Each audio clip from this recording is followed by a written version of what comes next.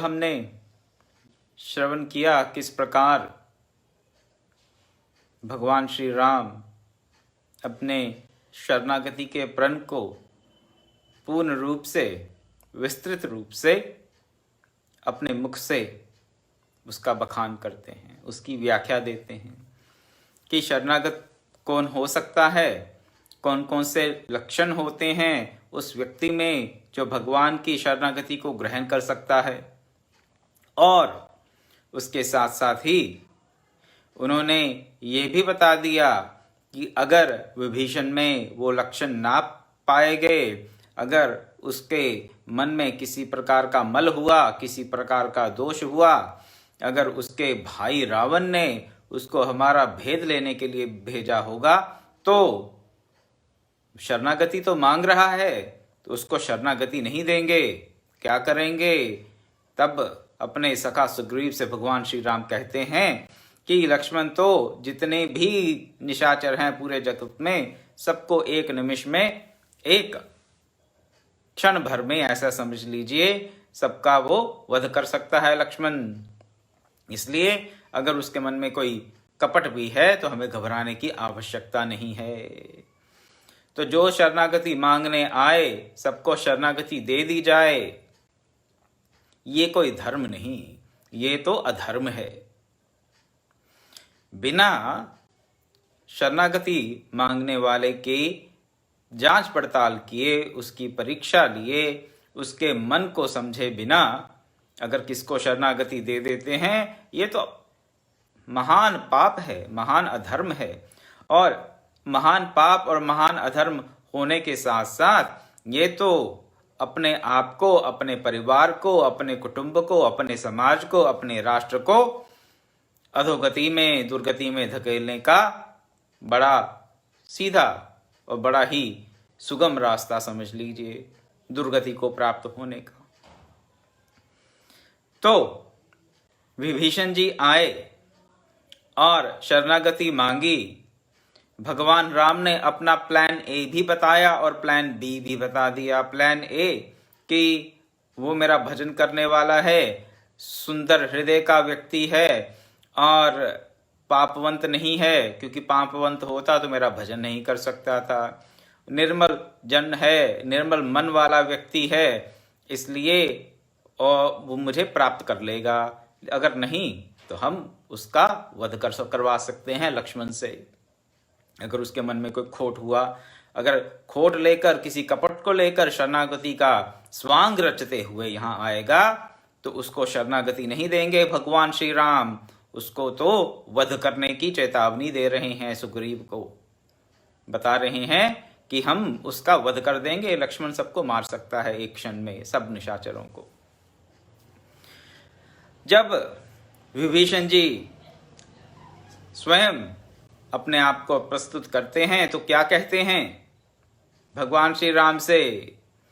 नाथ दसानन कर मैं भ्राता, निशिचर वंश जन्म सुर त्राता, सहज पाप प्रिय तामस देहा, जथा उलूक ही तम पर नेहा। अपनी दीनता प्रकट कर रहे हैं यहाँ पर विभीषण जी।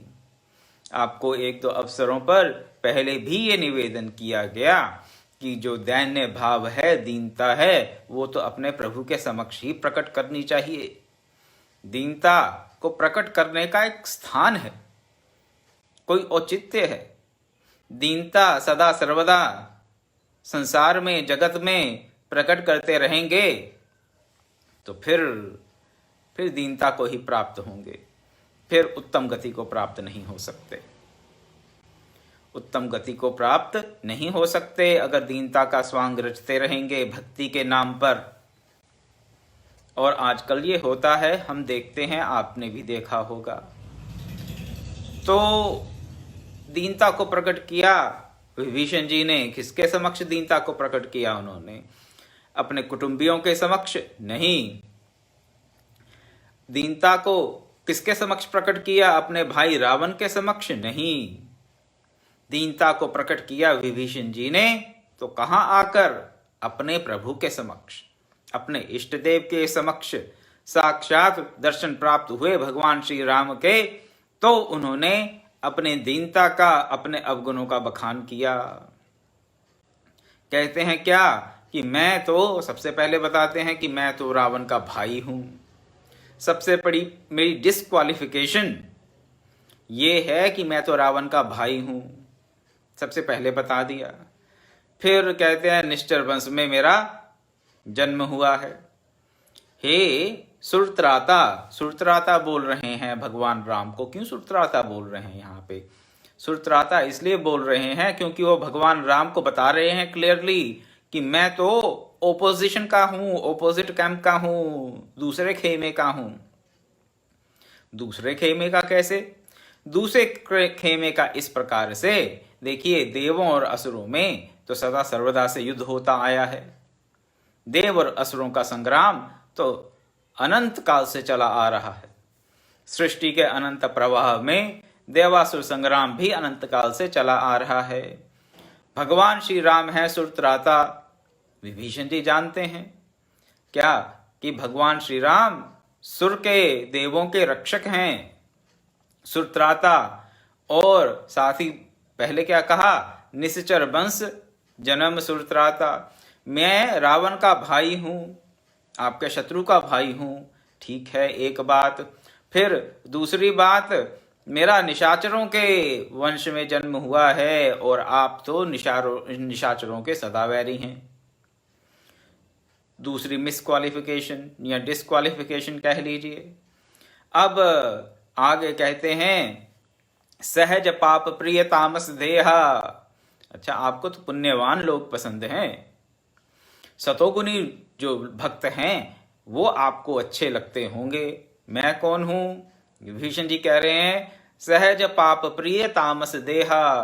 पाप मुझे सहज प्रिय है। सहज प्रिय क्यों है? क्योंकि मेरा तामस देह है। तामस देह, आसुरी देह, राक्षसी देह, जैसा भी कह लें। तमोगुण से अभिभूत मेरा ये जीवन है, मेरा ये देह है, इसलिए तमोगुण में तो पाप ही प्रिय लगता है। तमोगुण में पाप प्रिय लगता है और मेरा तमोगुणी शरीर है। निशाचर कुल में मेरा जन्म हुआ है, तो पाप तो मुझे सहज प्रिय है। सहज पाप प्रिय तामस देहा जथा उलूक ही तम परनेहा। तुलसीदास जी एक उदाहरण भी दे रहे हैं किस प्रकार मुझे पाप प्रिय है। विभीषण जी कह रहे हैं श्री राम से कि जिस प्रकार उल्लू को अंधेरा अच्छा लगता है, अंधेरे पर उसका प्रेम होता है। उल्लू रात्रि में ही अपने सारे क्रियाकलाप करता है, ऐसा हम जानते हैं, समझते हैं। और ये अभी मॉडर्न साइंस ने ही हमें नहीं बताया, ये आज से हजारों लाखों वर्ष पहले ही भी लोग जानते थे। तो तुलसीदास जी भी जानते थे।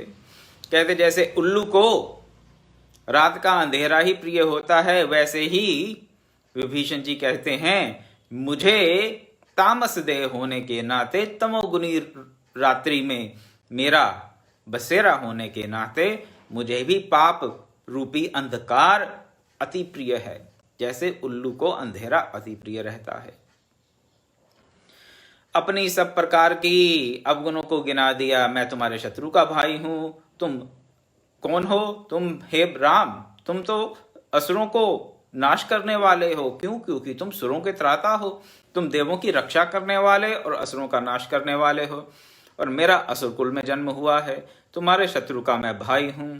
तुम्हें सतोगुण पसंद है और मेरा जो देह है वो तमोगुनी है। तुम्हें पुण्य आत्माएं प्राप्त करती हैं, धर्मात्मा प्राप्त करते हैं, महात्मा प्राप्त करते हैं। और मैं तो क्या हूं? मैं तो पापात्मा हूं। सहज पाप प्रिय तामस देहा। तो हर प्रकार से मैं तो आपके लायक नहीं हूं। दैन्यता का भाव, दैन्यता का भाव प्रकट किया। और साथ ही क्या कहा? अहंकार से ये सब नहीं कहा कि मैं राक्षस राज रावण का भाई हूं, मैं तो इतनों का वध कर सकता हूं, हरिओम, मैं राक्षसी माया जानता हूं। नहीं, ऐसा कुछ नहीं कहा। तो अपने अवगुणों को गिनाया। अवगुणों को गिनाते गिनाते अंत में क्या कहा श्रवण सुजस सुनि आयो, प्रभु भंजन भव भीर। त्राहि त्राहि आरति हरन, सरन सुखद रघुवीर। हे रघुवीर, हे रघुकुल में जन्मे वीर। कौन हूं मैं तो पाप प्रिय हूं, लेकिन मैंने तुम्हारा सुजस सुन रखा है। अरे फिर किससे सुना? हनुमान जी से तो सुना ही था, लेकिन उनसे पहले भी सुन रखा था विभीषण जी ने, ऐसी बात नहीं। लेकिन हनुमान जी से तो उनको फुल स्टोरी पता चल गई, पूर्ण परिचय प्राप्त हो गया हनुमान जी से। तो अपने कानों से मैंने तुम्हारा, हे राम, मैंने तुम्हारा सुजस सुना है, और तुम्हारा सुजस सुनकर ही मैं तुम्हारी शरण में आया हूं। त्राहि त्राहि आरति हरन। तुम क्या हो? तुम अपने शरणागतों की रक्षा करने वाले हो, उनके कष्टों को दूर करने वाले हो। ये सुनकर मैं तुम्हारी शरण में आया हूं। तो यहां पर विभीषण ने किसी प्रकार का कपट नहीं किया, कपट नहीं किया किसी भी प्रकार का। पहले भी तो भगवान राम ने यही कहा, निर्मल मन जन सो मही पाहवा, मोहि कपट छल छिद्र न भावा। तो ये सब बातें कहकर भगवान राम ने ये बता दिया कि विभीषण कौन सी कैटेगरी में होगा, उसके अकॉर्डिंग हम डिसाइड कर लेंगे ऑन द स्पॉट। अगर तो वो निर्मल मन वाला जन है तो फिर उसको तो मैं प्राण के समान रक्षा करूंगा, नहीं तो कोई नहीं, लक्ष्मण बैठा है यहाँ पर, एक ही निमिष में वो सब राक्षसों का नाश कर सकता है। अब भगवान राम के क्राइटेरिया के अकॉर्डिंग विभीषण जी पहली कैटेगरी में आ गए। शरणागति को प्राप्त करने में के लिए उनमें सब गुण विद्यमान हैं।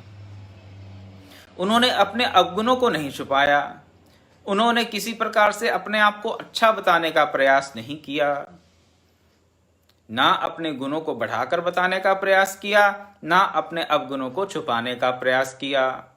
दीनता के भाव से अपने अवगुणों का, अपने बुरे कुल का, अपने तामस देह का, अपने बुरे भाई का संबंध बता दिया स्पष्ट शब्दों में। क्या हम ऐसा करते हैं?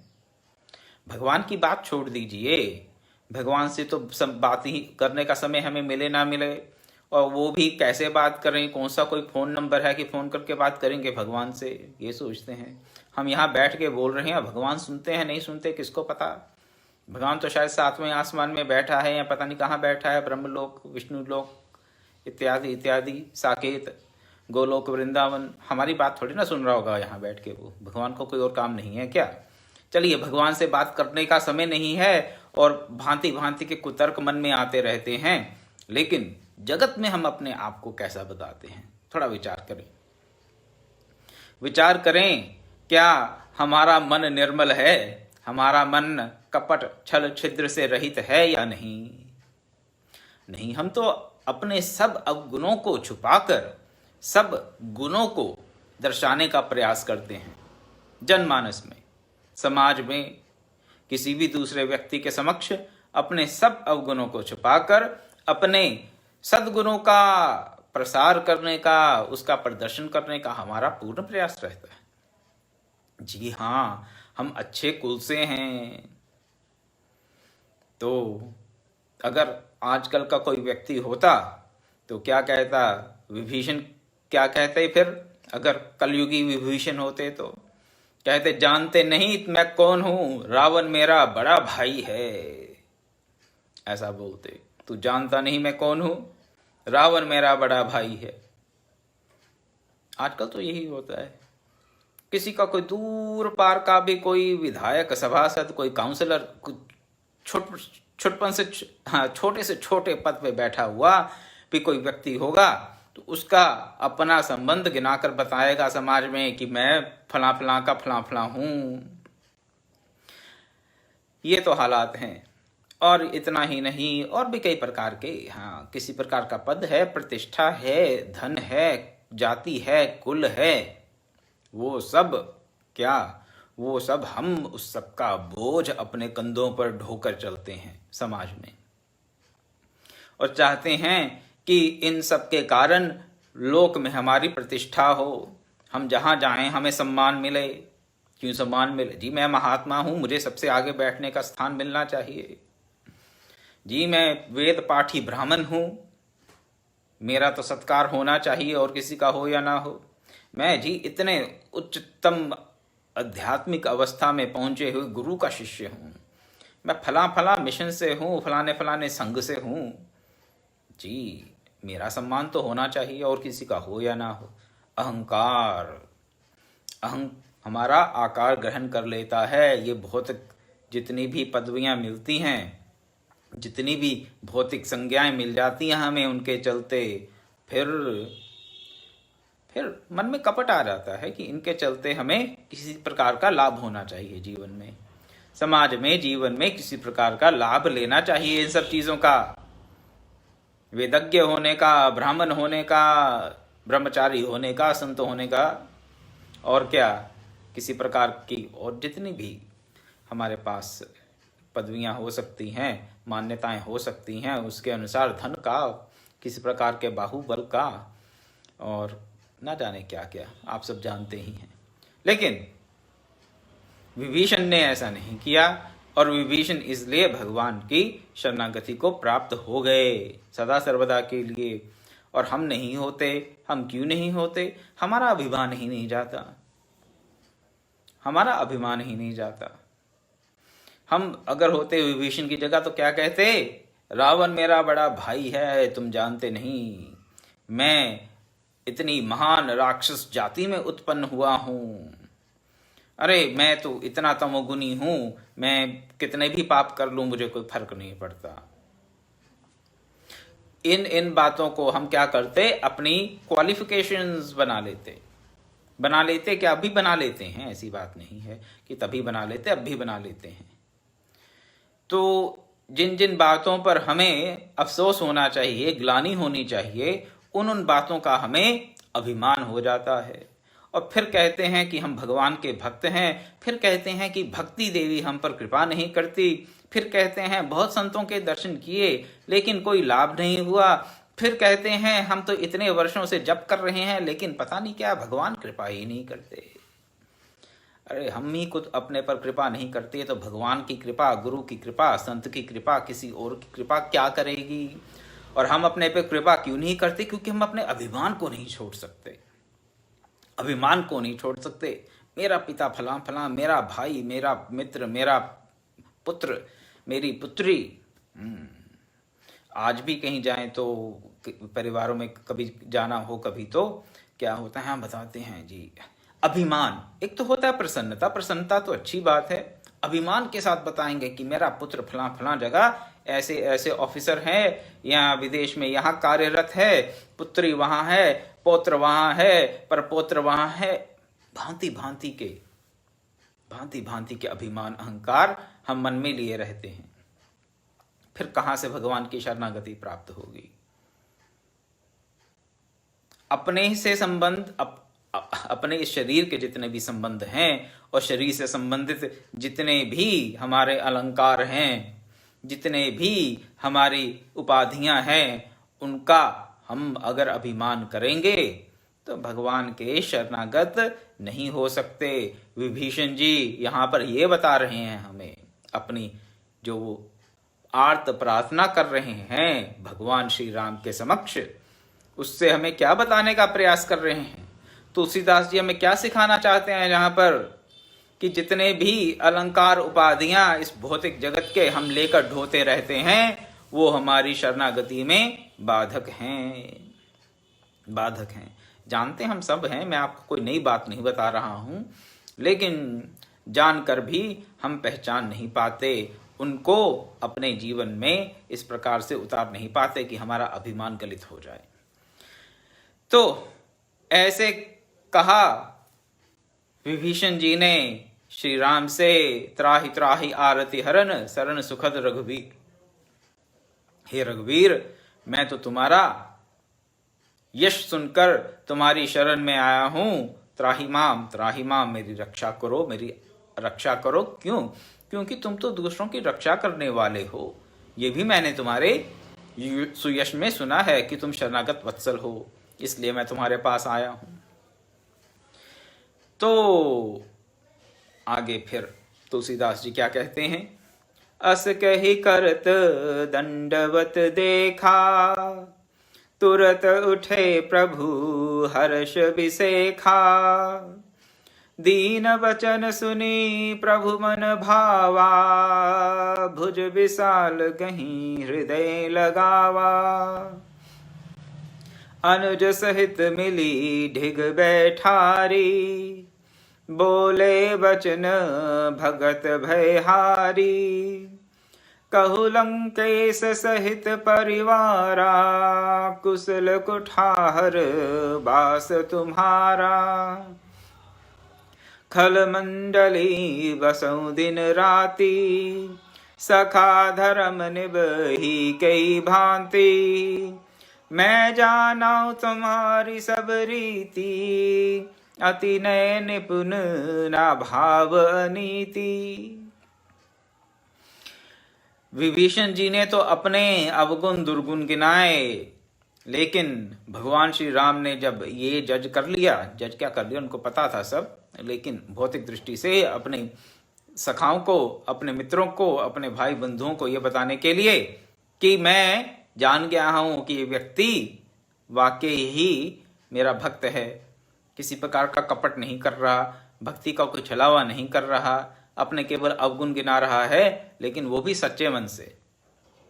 अवगुण तो हम भी गिना देते हैं, अवगुण गिनाने में हमें भी कोई वो नहीं होता, लेकिन अवगुण गिनाते गिनाते क्या करते हैं, हम मन में कपट भी रखते हैं।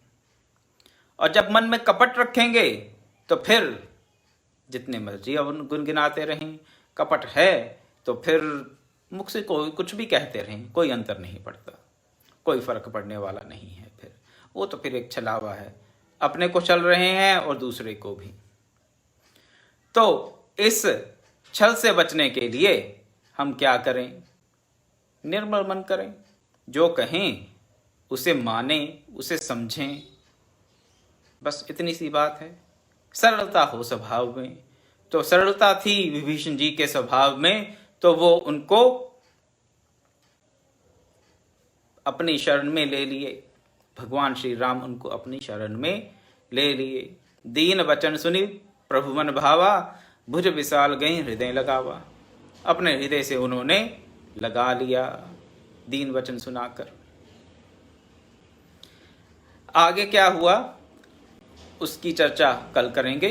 ओम पूर्णमदः पूर्णमिदं पूर्णात् पूर्णमुदच्यते, पूर्णस्य पूर्णमादाय पूर्णमेवावशिष्यते।